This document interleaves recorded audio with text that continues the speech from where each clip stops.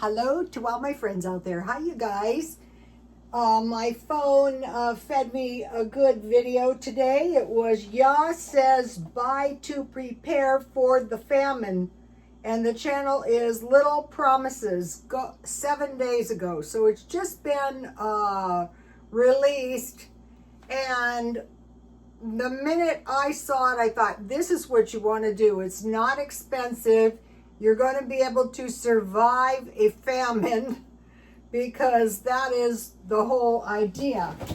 So how are you going to survive a famine? Well, how about going to the Bible? I've never heard this before. Never in all of my years, in all of the places, prepare for a famine. No, I never heard this. But I heard it now, and now you guys are going to hear it. Ezekiel 4:9. Take thou also unto thee wheat and barley and beans and lentils and millet and fitches, and put them in one vessel, and make thee bread thereof. That's it.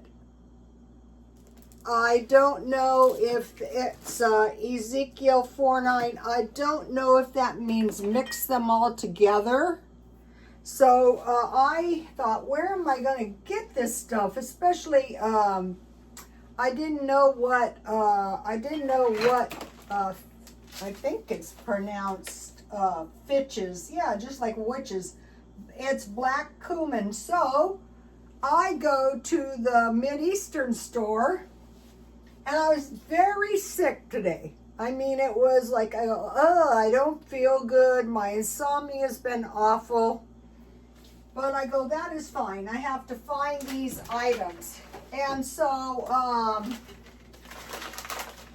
they sell this stuff in 1.5 pounds. This is wheat, 1.5 pounds. So I bought one of those. This is barley, 1.5 pounds, and I ground 1 cup. And this was not included, but I saw this and I thought, I will buy this because these vegetables this way are expensive, but this was not too expensive. And then I found the black cumin, and that's for putting on top of your bread. I have to switch the air on. Everything bothers me today, too. I go, I'm so bothered. I'm so uncomfortable. So, let me see. Okay. The barley was $3.49. The wheat was $2.99. The soup mix was $3.49. And the black cumin was $3.49. And I saw they also have packages of black pepper and things like that, but really I was in no condition to shop. So anyway, so the point is this woman was saying at least on 2 occasions she had to evacuate. She had one, I forget, several years. Go to Rotostone X, I'll show you in a minute. And on 2 or 3 occasions, she had to leave her stuff, and she's a missionary. And what they're doing is they're working amongst the refugees, some kind of refugees, children and old people were abandoned. That's cold. Don't these old people have, I can see why my son would have been abandoned me. Okay, so what I will be doing is I will discovering what to do with this wheat. Well, what I did, I'm making barley cakes because I thought these have to be similar to my fry breads. And I think it was Elijah. They were starving. Make me some little barley cakes. So I will be making some barley cakes. Okay, wheat. What I do is I usually use about for every 3/4 cup flour, I use a 1/4 cup whole wheat. So I thought, here is my I have some insight on this barley. In the last of days, wheat, a measure of wheat is 1 day wage, or 4 measures of barley. So this is barley, and I have a heavy duty grinder, so I ground this a lot. Here's the flour, and I used a 1/4 cup, and this is the residue, so I will try to grind this. But I had washed my blender, and I wanted to make sure it was good and dry. So barley is not easy to grind. My blender grinds anything, but I do have a manual grinder, but I can't imagine what would be like trying to grind this stuff with it. So I did manage to grind it. To be continued. So what I want to do is make sure that if some kind of catastrophe happens, I'm going to be able to survive. And so I would want these items: wheat, barley, beans, lentils, millet. Millet is not to be found, but the birds, millet is horribly expensive. One little bag of millet is like $6, but I'm on the search. So, okay, for the barley cakes, which I'm making, never think you know it all, even if you do pretty much know it all. So I needed I mixed all the dry ingredients. Here they are. I made half a batch. But I'm going to give you the whole recipe. 2 cups barley flour, and I used 1 cup, 3/4 cups of flour, and 1/4 cup barley flour. And I thought it should be kind of like a buckwheat pancake. 2 tablespoons granulated sugar, so you need sugar in your stockpile. 1 tablespoon baking powder, and I would suggest, when finances permit, to get the good stuff, and 1/4 teaspoon salt. So that is the dry ingredients. And the wet ingredients was 1 egg, 3 tablespoons oil, and 2 cups milk. And the oil I used is, I bought this at some point on sale. So aside from the wheat, barley, beans, lentils, millet, and fitches, we would want oil. You know, that's especially important if you're going to make some pancakes of sorts. I'll use my whisk. So there's all kinds of things we're going to be able to make out of this, but the crux of this is really bread and water. So they tell us in the West that we need a gallon of water per day, but this says 1/6 part in it's a hin, H-I-N, 4 quarts or 3.6 liters. So it's really a little bit over a pint, which is 2 cups. And you would drink that throughout the day. You wouldn't just guzzle that down. So Iran, right as we speak, faces a severe water shortage. If I lived over there, I'd be terrified of, well, I'm sure they are. But this was not totally caused by a drought, but of course the drought is the major cause. But what they did was, it was caused by intensive agriculture and industrial growth. So a lot of times, the batter looks good. A lot of times, some of the, climate, but it can also be caused from man-made screw-ups. So, Yah says, buy 2, prepare for a famine, little promise 7 days ago. So let's see what happens here. So I'm just going to use about a 1/4 cup.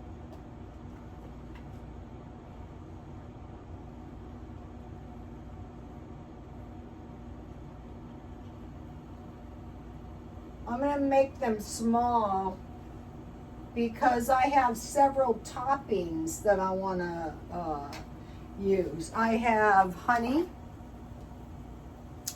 I have, this is what the recipe, this is my homemade yogurt and pancake syrup. That was their suggestion. And then I have peanut butter, because on my fry bread, I eat peanut butter a lot. And so these are practical things. When your bread is fried, like when I make the fry bread, you can survive on this fried bread and tea. And this is the, I will be buying the big ones, Bigelow. This is good stuff. You get used to that bergamot tea. I mean, lemons, oranges, and you won't want the cheap stuff. Okay, so we'll have a little tea, and we'll have a little bit of these pancakes or these barley cakes. And so as soon as I found this, as soon as I found the Bible verse, it was like the quest for survival was over. So then all we have to do is consider what's going to happen if we don't have any water. Okay, what has to happen if you don't have any water is you have to relocate, because you cannot survive without water. Okay, so let me show you this part so far so you can get this recipe. But you can just look it up if you want. I might put it on my X because I think it's such an important recipe. I mean, an important concept. Well, I did. Okay, I think it's ready to flip. Yikes. Oh, it looks good. All right, I think we can put another one in here.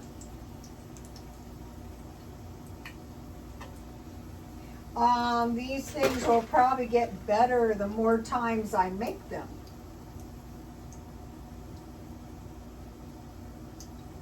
I don't make pancakes that much, but if there was a famine, I would consider it. Okay, and then this morning, I didn't know I was going to find this today. I praise the Lord and gratefully thanked Him for letting me find this. I have spent thousands and thousands of dollars on food storage, and it was totally unnecessary. I wanted to show you this. Okay, so this is flour I made out of oatmeal. So these are not totally accurate because it's 3/4 cups flour, 1/4 cup barley flour.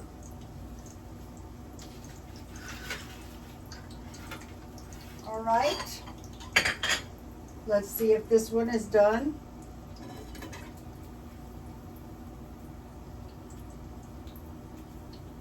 Wow, that looks pretty good. Look at this.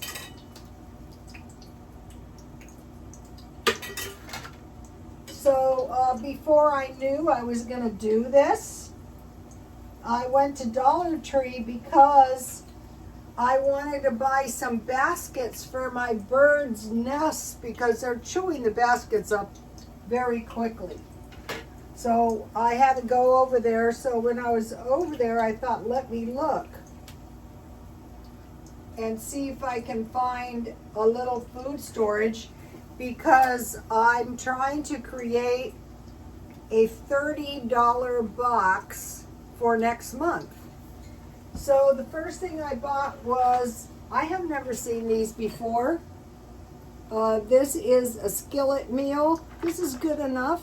If you have, it says serves 5. So I bought that.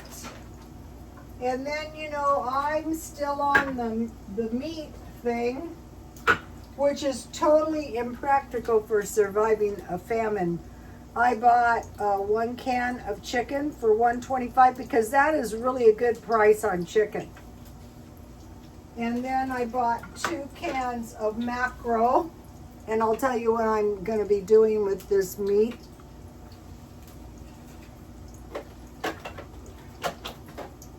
And I bought 1 of these cans of black beans. And then I bought 3 of these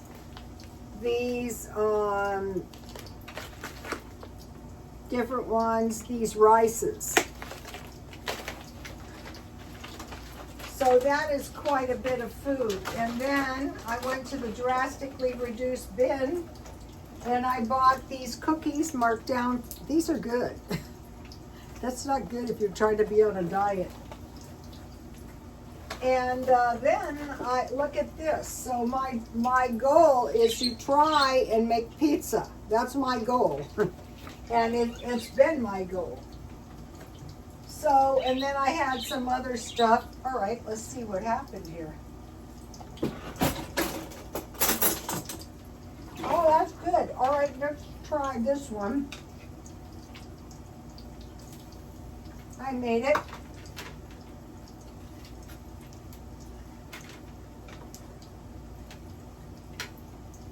I'm liking these pancakes. So during a famine, probably the carnivore is not the way you want to go. All right, let's try this. Yogurt and pancake syrup.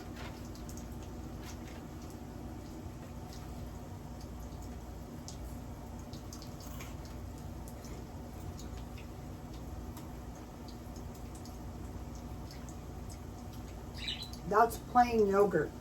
That is good. And then I think the second one's ready.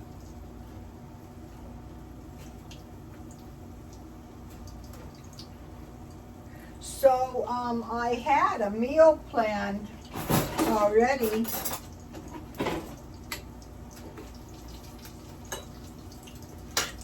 So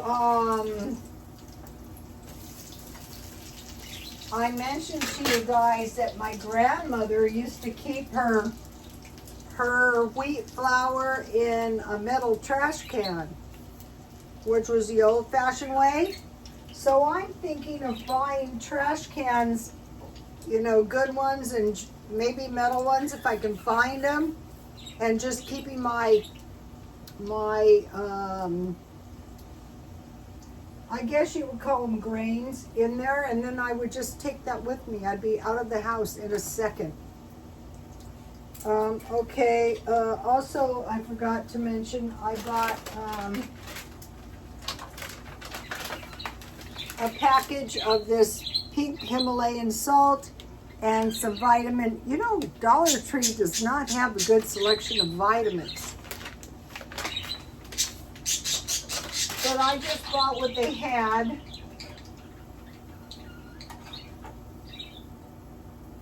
So this recipe makes a lot of these pancakes. Okay, so on number 2, and this tastes really good on fry bread, I will have peanut butter.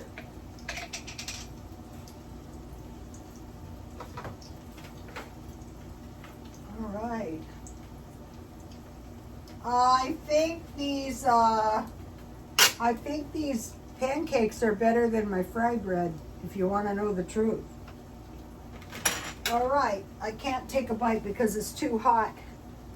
All right, so I showed you what I bought at Dollar Tree. Now think about what's going to trigger a food shortage. Wars. Usually a lot of bad things happen after wars. So hopefully that is why we're avoiding war, if we can. And like what? Okay, so what could happen after a war is a sudden collapse due to external shocks crises all at once. Plagues, climate crashes, and droughts. Now this is the worldly description, which is similar to the biblical thing. So intense heat and drought. One of the things I heard, and now we'll have, look, I got this honey.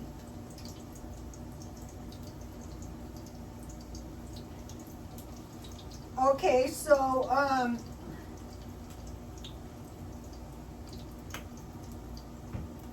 the thing about it, the worldly approach to things is if things get really, really bad, which they probably will, it's not going to do the trick. But if you stand on the Bible, it's going to work for you. You're going to have food. You're going to have enough provisions to survive. So I want to talk about the Dollar Tree stuff I bought. Here's my dinner. This is a carnivore stew. I love this. This is bone broth. And I have discovered that meaty ribs are very tasty. I just throw them in some bone broth and I bake them until they're done. This stuff isn't the cheapest, $16 a bag. But at my age, you know. So it was just the biggest relief to me. You know, I don't want to starve. I don't want to suffer. But like this lady who is a missionary, she's going into areas where they're in really desperate straits, and she's saying she can find this stuff.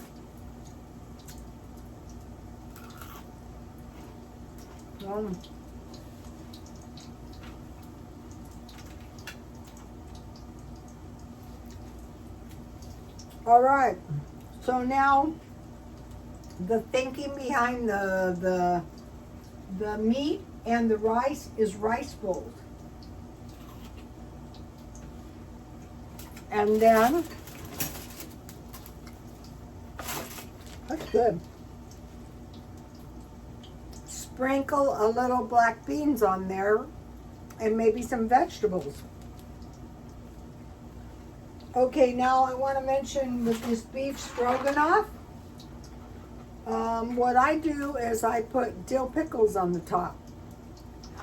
You can use mushrooms, or it's going to be better if you use a lot of meat, if you have it. Okay, so you can make chicken rice bowls with your regular chicken or canned chicken. Chicken salad, we'll get into that in a minute. Chicken quesadillas, chicken pies, you just put vegetables. Okay, the thing about these vegetables is you can cook a little bit of these in your top ramen.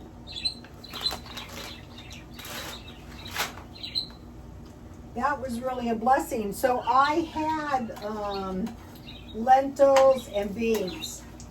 And also I was able to grow some beans. So that was encouraging. And so, okay, so then there's the mackerel wraps with lettuce, carrots, and balsamic vinaigrette dressing. Then you can have a small potato with taco meat on the top and sour cream. So chicken pies, you just have chicken, vegetables, gravy in a chicken, and you can make a crustless chicken pie with my oil's getting too hot. With mashed potatoes on the top. Okay. So, what's gone up is meat and bread and produce. So, there could come a time, maybe, and most probably, that meat would become unaffordable. I mean, if in the end of times flour costs a day's wage, then how much you're not going to be able to get meat. Think about the Gaza refugees. You know, if they had had this stockpile on the way out of town, well, it has gone, it's to the point where it's literally unsurvivable. So this is making quite a few, this is good with the yogurt. You know, I bought the big yogurt at Ralph's for $2.99. Okay.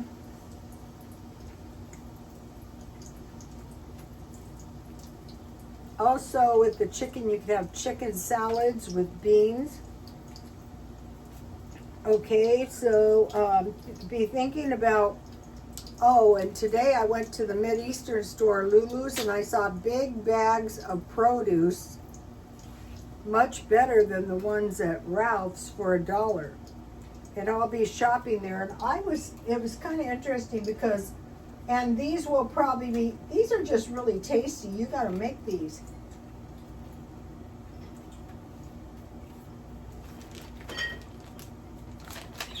All right. Now back to the meat. You can make sandwiches with a lot of lettuce, tomato, avocado, and cheese. Like chicken, tuna, egg salad, and also I wanted to mention about the lowest possible price on everything. Dollar Tree has the $5 12 packs of toilet paper, but Grocery Outlet has a 12 pack of toilet paper for $3.99. And then today I got a really good deal on the markdown bin, and this is one of the things I went for. The garbage bags for $4. I bought, last time I bought the garbage bags, I use a lot of them, especially when I'm cleaning, at Grocery Outlet for $5.99.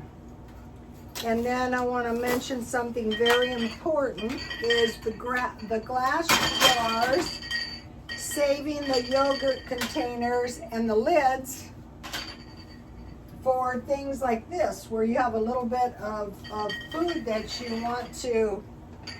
Whitfield Harrington said God told him to do that, and I've been trying to. And then I just flip out and I throw the glass jars out.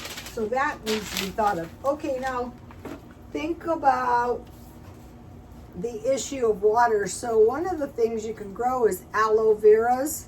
So you can drink the aloe vera juice. And I have one that was very small and it's pretty big now.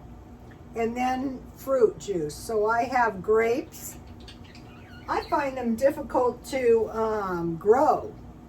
Okay, this lady, Little Promises, also did a video on the grape falling away.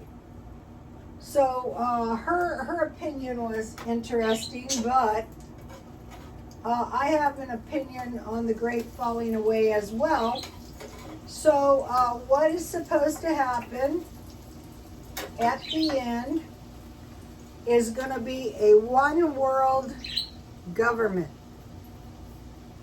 Some people say the church, say the Roman Church, Roman Catholic Church, and this is very interesting because we have the Roman Catholic Church in Rome with the American Pope, but we also have a Roman, a Greek Orthodox Church in Russia. And so then a world leader will arise, and at the end of times, it will be one world government with one world leader. So now what about the great falling away? Okay, this is what I think is going to happen. I'm not saying this is what is going to happen, but it's possible there will be a one world religion. So what we probably are going to see, like it's highly unlikely one religion is going to say, okay, you're all going to be Christians now. That's not going to go over big. But if all the cultures, all God, are all the same and all inclusive, that is how one church could dominate. That's most likely. And then there's another bad possibility, or it's probably going to happen, is that the military leader, like think of the Roman Empire.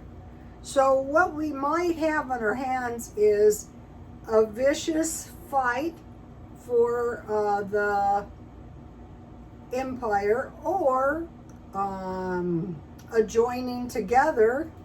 So right now we have three powers. We have Russia, we have the US, and we have China. That's three.